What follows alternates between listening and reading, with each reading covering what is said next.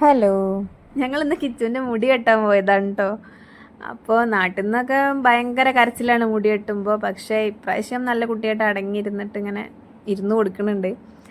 അപ്പോൾ ആൾ നന്നായിട്ട് സോപ്പിട്ട് ഇങ്ങനെ മുടിയൊക്കെ വെട്ടുന്നുണ്ട്. അതിൻ്റെ ശേഷം കണ്ണാടിയൊക്കെ ഒന്ന് കാണിച്ചു കൊടുത്തപ്പോൾ കിച്ചുവിൻ്റെ മുഖമൊക്കെ ഒന്ന് കാണണം. അങ്ങനെ നല്ല സുഖമായിട്ട് വെട്ടി ഒന്ന് ഷെയ്പ്പാക്കിയതായിരുന്നു.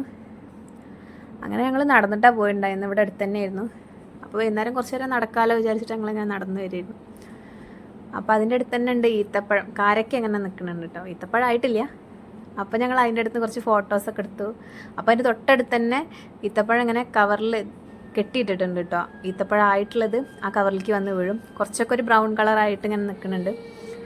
അപ്പോൾ അതിലുള്ള കുറച്ചൊക്കെ ഈത്തപ്പഴമൊക്കെ ആയിട്ടുണ്ട്. നല്ല രസമുണ്ട് കേട്ടോ കാണാൻ.